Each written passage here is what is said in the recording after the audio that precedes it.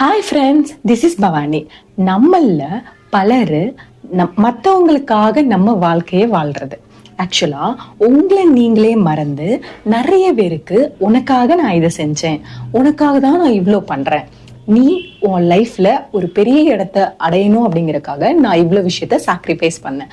இந்த மாதிரி உங்க லைஃப்ல நீங்க நிறைய பேரு இந்த மாதிரி செஞ்சிருக்கீங்களா? உங்க வாழ்க்கையை விட்டுட்டு அடுத்தவங்களுக்காக வாழ்ந்த அந்த தருணத்தை கொஞ்சம் யோசிச்சு பாருங்க. ஃப்ரெண்ட்ஸ், நீங்க உங்களோட லைஃப்ல நிறைய தியாகங்கள், நான் இதுக்காக பண்ணேன், அவங்களுக்காக பண்ணேன், அந்த மாதிரி ஏதாவது சுச்சுவேஷன்ல நீங்க பண்ணியிருந்தா வீடியோல கண்டிப்பா கமெண்ட் பண்ணுங்க. ஆக்சுவலா நம்ம அடுத்தவங்களை சிரிக்க வைக்கிறோம், கரெக்டா?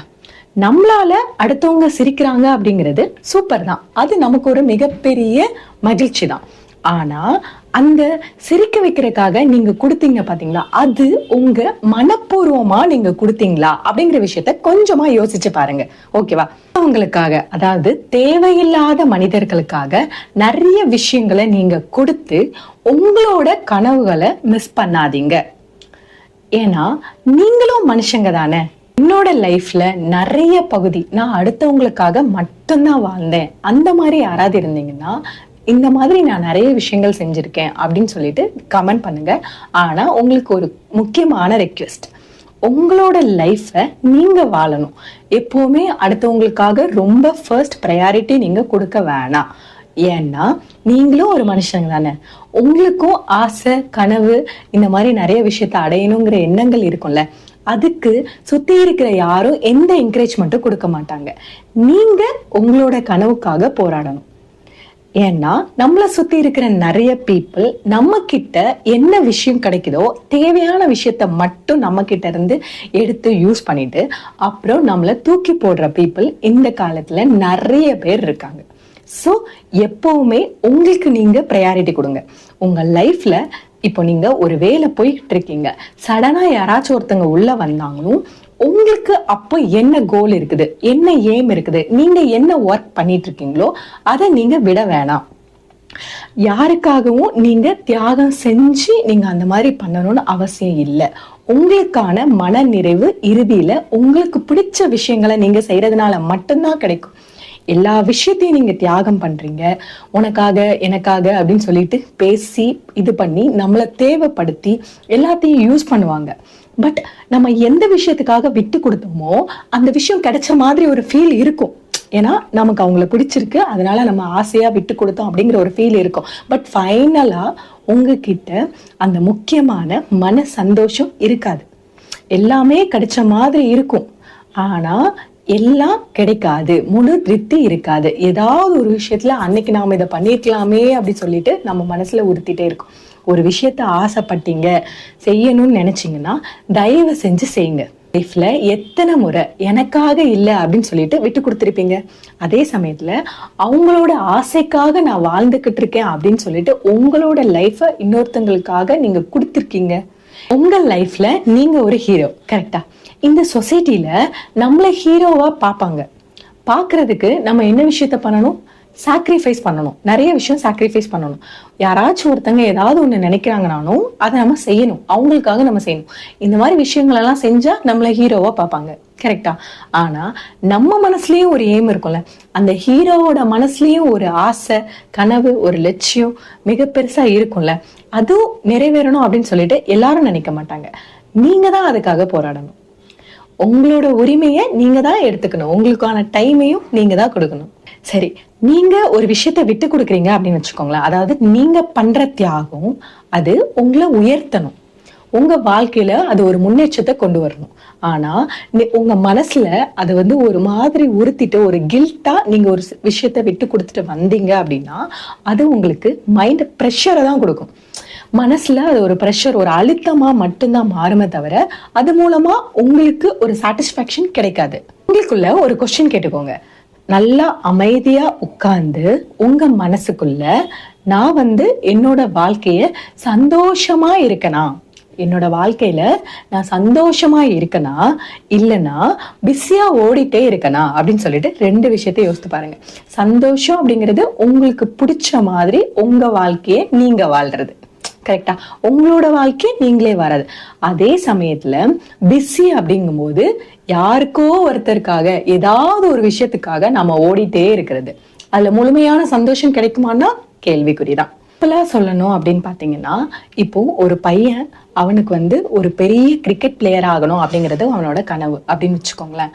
ஆனா அவனோட தந்தைக்கு இவன் ஒரு பெரிய கலெக்டர் ஆகணும், அதாவது ஒரு கலெக்டர் அதிகாரியா இவன் ஆகணும் அப்படிங்கிறது மட்டும்தான் இந்த பையனோட அப்பாவுக்கு ஆசை. சோ இப்போ இந்த பையன் கிரிக்கெட் அவனுக்கு ரொம்ப பிடிச்ச விஷயத்த விட்டுட்டு அவனோட தந்தைக்காக இவன் என்ன பண்றான்னா கலெக்டர் படிச்சு அந்த பொசிஷனுக்கு அடையிறான். சோ இப்போ இவன் அவங்க அப்பாக்காக இவனுக்கு ரொம்ப பிடிச்ச விஷயத்த விட்டுட்டு இவன் செய்யறான். கரெக்டா? இப்போ கலெக்டர் பொசிஷனும் எந்த விதமான அதாவது கிடையாது, ரொம்ப மோசமானது கிடையாது. ஆனா அதுல எவ்வளோ அவன் சம்பாதிச்சானோ, எவ்வளோ நிறைய விஷயங்கள் செஞ்சானோ, பட் அவன் மனசுல நாம ஆசைப்பட்ட விஷயத்த செய்ய முடியலையே அப்படிங்கிற ஒரு ப்ரெஷர் அவனுக்குள்ள இருக்கும். அவன் வாழ்க்கை கடைசியில ஒரு முழுமையான திருப்தி அடையாது. ஸோ உங்க லைஃப்ல ஏதாச்சும் ஒரு விஷயம் உங்களுக்கு ரொம்ப பிடிச்சிருந்துச்சு. இப்போ நீங்க உங்க பசங்களுக்காக உங்களோட விஷயத்த ஏதாச்சும் ஒரு சில விஷயம் தியாகம் பண்ணலாம். இப்போ ஒரு லைஃப் பார்ட்னர் அப்படின்னா நீங்க கொஞ்சம் விஷயத்த சின்னதா தியாகம் பண்ணலாம், அதே மாதிரி அவங்களும் உங்களுக்காக ஒரு சில விஷயங்களை விட்டு கொடுக்கலாம். ஆனா லைஃப் ஃபுல்லா நீங்க ஆசைப்பட்ட எந்த விஷயமே பண்ணாம எல்லாமே அடுத்தவங்க சொல்ற மாதிரி மட்டும் தயவு செஞ்சு வச்சுக்காதீங்க. அது உங்க லைஃப் ஒரு ஃபுல்ஃபில்லே ஆகாது. நீங்க வாழ்ற வாழ்க்கையே வேஸ்ட். எல்லாமே சரி சரி சரி நீங்க பண்றதுனால அது வேஸ்ட். அது மட்டும் வேணாம், தயவு செஞ்சு அந்த மாதிரி யோசிக்காதீங்க. மேக்சிமம் உங்களோட கனவுக்காக நீங்க தான் அந்த விஷயத்த செய்யணும். அதே கனவு சுத்தி இருக்கிறவங்களையும் அஃபெக்ட் பண்ணாத மாதிரி நீங்க அதை ஒரு பிளான் பண்ணி, உங்களுக்கு அந்த விஷயம் பிடிச்சிருந்துச்சுன்னா கண்டிப்பா சுத்தி இருக்கிறவங்களுக்கு புரிய வச்சு நீங்க அதை பண்ணணும். எந்த அளவுக்கு நீங்க புரிய வைக்கிறீங்களோ அந்த அளவுக்கு உங்களோட வேலையில நீங்க லவ்வா இருக்கீங்க அப்படிங்கிறது அர்த்தம். லைஃப் ஃபுல்லா பணம் சம்பாதிக்கணும்னு மட்டுமே ஓடி ஓடி ஓடி அவரோட வாழ்க்கையே ஓடிச்சு அப்படின்னு சொல்றாங்க. சரி, அவருக்காக அப்படின்னு ஒரு கொஸ்டின் கேட்கும்போது அவருக்கு கவிதை எழுதணும் அப்படிங்கிற ஆசை இருந்துச்சான். ஆனா அவர் இருந்த பிஸி, பணம் சம்பாதிக்கணும்னு ஓடினாரு, அந்த பிஸில அவரோட ஆசையே அவர் மறந்துட்டாரு. பாத்தீங்களா? நம்ம ஒரு விஷயத்த அதாவது பிஸியா இருக்குமா, அப்பவே நான் கொஸ்டின் கேட்டேனா, 2 விஷயம் கேட்டுக்கோங்க. பிஸியா இருக்கீங்களா இல்லைன்னா ஜாலியா இருக்கீங்களா? அதாவது மனசுக்கு பிடிச்ச மாதிரி சொன்ன, மனசுக்கு பிடிச்ச அவரோட கவிதையை மறந்துட்டாரு. அந்த அளவுக்கு அவர் பிஸி ஆயிட்டாரு.